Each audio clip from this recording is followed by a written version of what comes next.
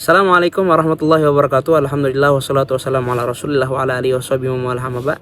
Rabbana shrah lana sudurana wa yassir lana umurana wa hlul 'uqdatam min lisani yafqahu qawlana. Amin amin ya rabbal alamin. Alhamdulillah, teman-teman, kembali lagi bersama Al Fakir dalam pembahasan fikih. Sekarang kita bahas fikih, ya kan? Untuk yang kemarin kita sudah safinah permasalahan puasa. Sekarang kita bahas masalah babu sholatul aidain. Babu sholatul aidain berarti permasalahan tentang sholat hari raya. Atau Al Fakir mau memberikan gambaran secara umum hari raya itu apa aja yang harus kita lakukan. Bagaimana tata cara sholatnya. Kemudian bagaimana sunnah-sunnahnya apa aja, seperti itu. Kemudian takbir di hari raya itu gimana, seperti itu. Nanti akan Al Fakir jelaskan bersamaan dengan ilmu yang Al Fakir punya, seperti itu. Kalau Al Fakir ada salah, ya tetap teman-teman harus tegur, tetap teman-teman harus ada komunikasi sama Al Fakir, entah di komen, entah langsung DM Al Fakir, boleh, seperti itu. Kita langsung saja dari pembahasan. Nah, ingat teman-teman, kita di pembahasan kitab At-Taqrirat As-Sadidah, ya kan, At-Taqrirat As-Sadidah.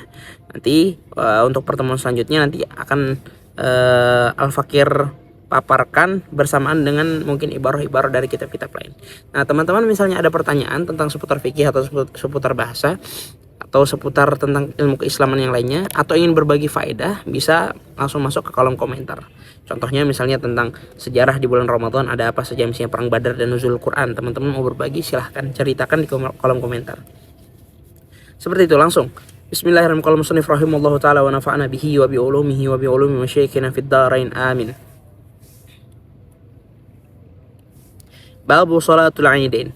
Pembahasan tentang tentang masalah sholat aidain atau sholat Idul Fitri dan Idul Adha.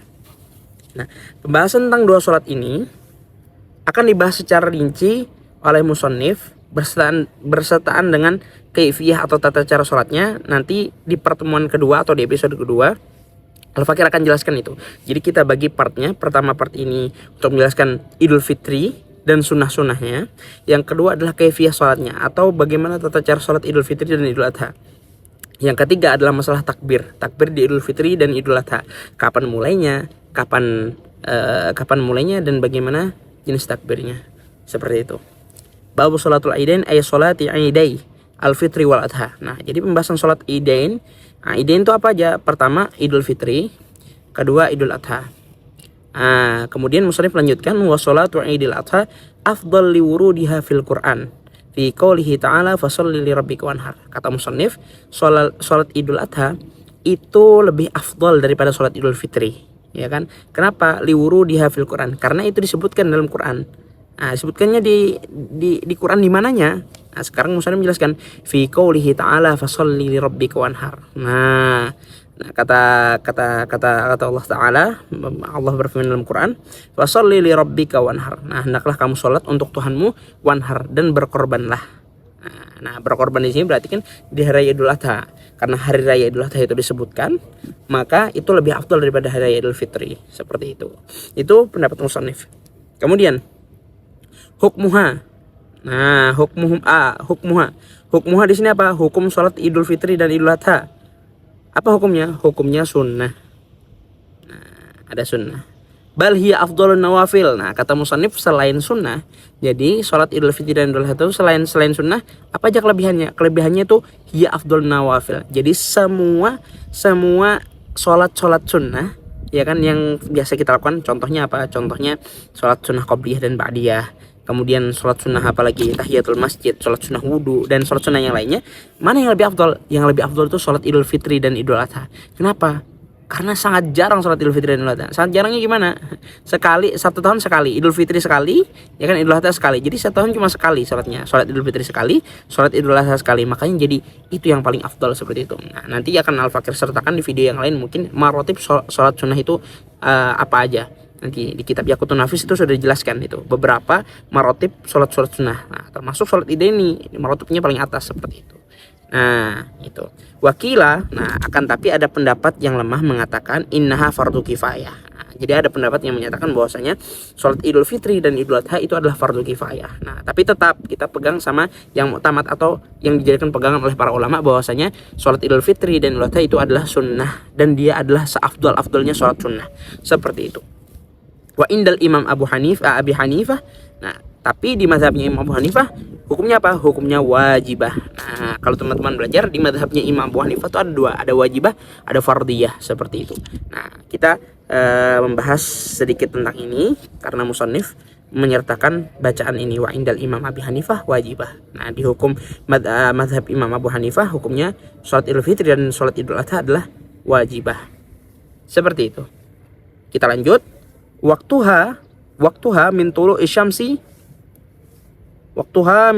syamsi ila zawal min yaumi Idul Fitri wa min yaumi Idul Adha al-ashir min Dzulhijjah. Afwan. Jadi gini. Waktunya min tulu'i syamsi ila zawal min yaumi Idul Fitri. Nah, waktunya kapan untuk sholat Idul Fitri? Untuk sholat Idul Fitri waktunya itu daripada tulu' syams, terbit. Tulu' itu terbit. Jadi terbitnya matahari itu sudah setelah terbitnya matahari, ya kan? Matahari terbit itu udah boleh sholat Idul Fitri. Nah, ya kan? Dan sholat Idul Adha pun juga boleh. Nah, kan tapi beda waktunya. Kalau Idul Fitri itu tanggal berapa? Kalau Idul Adha tanggal berapa sekarang? Nah, tadi dari terbitnya matahari sampai kapan waktunya? Sampai ila zawali min yaumi Idul Fitri. Sampai ila zawal. Nah, seperti ini. Nah, min tulu'i syamsi ila zawal. Nah, jadi kalau sholat Idul Fitri adalah Idul Adha itu dari terbitnya matahari sampai zawal, sampai waktu zuhur. Nah, kalau di yaum Idul Fitri itu tanggal berapa? Al-awwal min Syawal. Jadi tanggal 1 Syawal itu namanya Idul Fitri.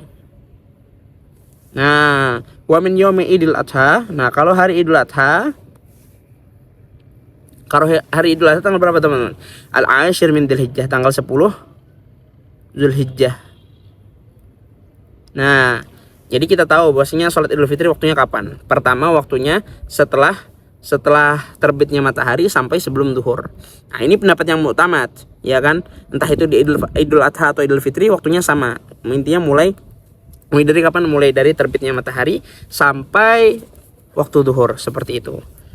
Nah, ini. Nah, kalau pendapat yang kedua menyatakan bahwasanya mulainya itu mulai kapan? Mulai irtifa asyams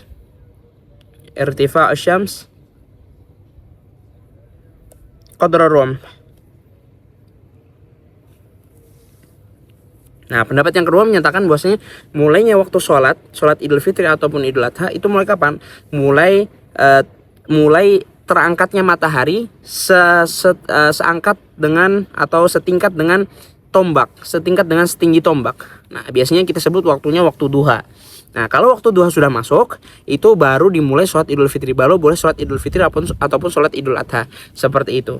Nah, ini pendapat yang kedua, dan pendapat yang kita pegang tentunya pendapat yang pertama. Ini kita hapus aja biar agak leluasa, ya kan. Nah, nggak perlu diingat teman-teman. Kita apa yang diajarkan musannif, dah itu aja yang kita ingat, seperti itu. Nah, intinya sudah kita tahu waktunya kapan, ya kan, harinya hari apa.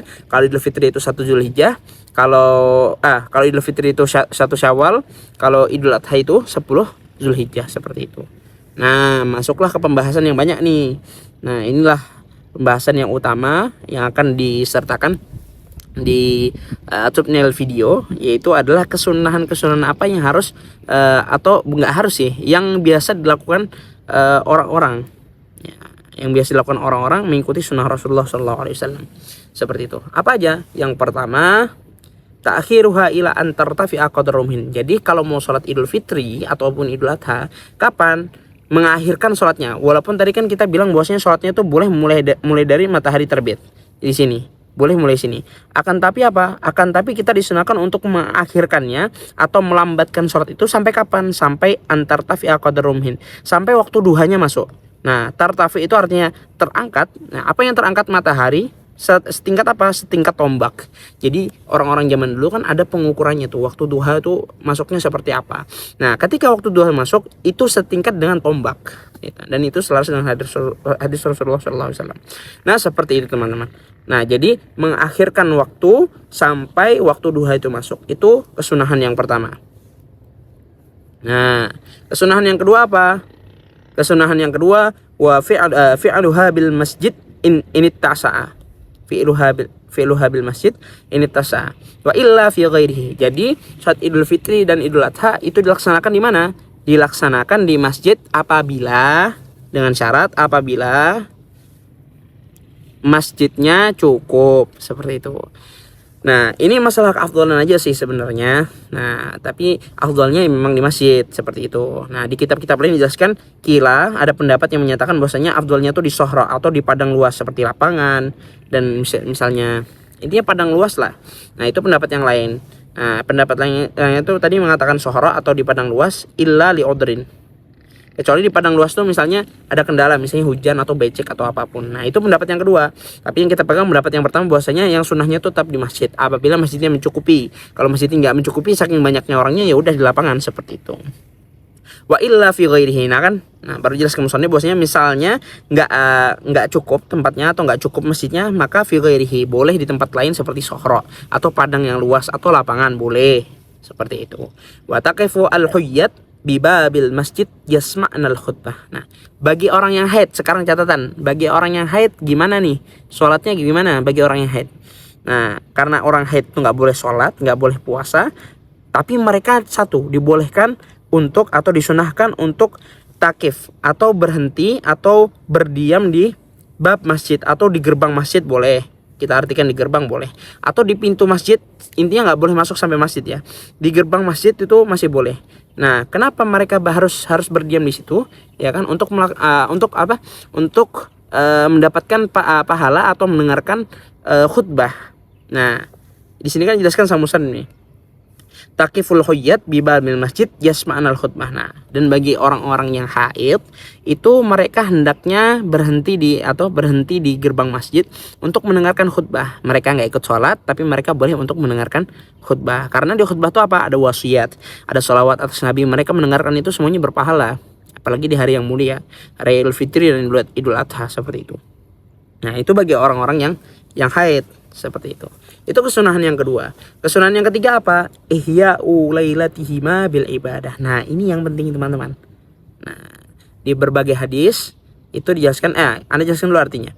Ihya'u lailatihima bil ibadah. Nah, menghidupkan malam Idul Fitri dan malam Idul Adha bil ibadah, dengan ibadah. Nah, diriwayatkan di beberapa hadis bahwasanya malam Idul Fitri dan Idul Adha itu adalah waktu mustajab untuk berdoa, dan insya Allah doanya pasti terkabul asalkan orangnya benar-benar berdoa, minta tolong sama Allah, percaya Allah itu selalu menolong, percaya Allah itu selalu mengabulkan. Intinya keyakinan bahwasanya Allah itu pasti mengabulkan di malam itu, insya Allah dapat. Karena di hadis seperti itu. Nah, terus di sini ditaklikan atau di catatan kaki dijelaskan. Nah, sini. Nah, gimana ihya'u lailatihima bil ibadah itu? Gimana menghidupkan dua malam itu dengan ibadah? Gimana caranya? Wa yahsulu bil ihya' bi ihya'i mu'dhamil lail au bi sholatil isya was subh jamaah. Nah, jadi kata musannif ya kan, di catatan kakinya, ihya atau menghidupkan malam itu bisa dicapai dengan apa? Bisa dicapai dengan ya kan, selain ibadah terus-menerus, bisa dicapai dengan pertama ihya'i mu'dhamil lail. Bisa dicapai dengan antum semua ibadah yang mana malamnya antum tuh lebih banyak ibadah antum daripada nganggurnya antum. Nah, seperti itu. Nah, mu'dhamul lail itu berarti kebanyakan malam atau waktu malam itu kebanyakan dipakai untuk ibadah, seperti itu. Nah, kalau nggak gitu gimana caranya? Nah, kalau nggak bisa ibadah setengah malam misalnya, atau lebih dari setengah malam antum nggak bisa ibadah seperti itu, gimana caranya? Caranya dengan bi sholatil isya was subh jamaah, dengan dua sholat, yaitu dengan sholat subuh dan sholat dengan sholat subuh dan sholat isya berjamaah. Nah, ketika teman-teman sholat isya dan sholat subuh berjamaah, itu bisa dianggap menghidupkan malam hari raya Idul Fitri dan Idul Adha. Karena apa? Karena Rasulullah SAW bilang bahwasanya man shalla isya fi jama'atin faka'annama qama nisfal lail wa man shalla subh fi jama'atin faka'annama shallal lail kullahu. Kata Rasulullah SAW, barang siapa orang yang sholat isya berjamaah, maka dia seakan-akan menghidupkan setengah malam, atau seakan-akan sholat setengah malam, seakan-akan beribadah setengah malam, kata Rasulullah.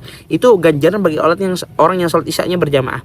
Nah, bagaimana orang yang sholat subuh berjamaah?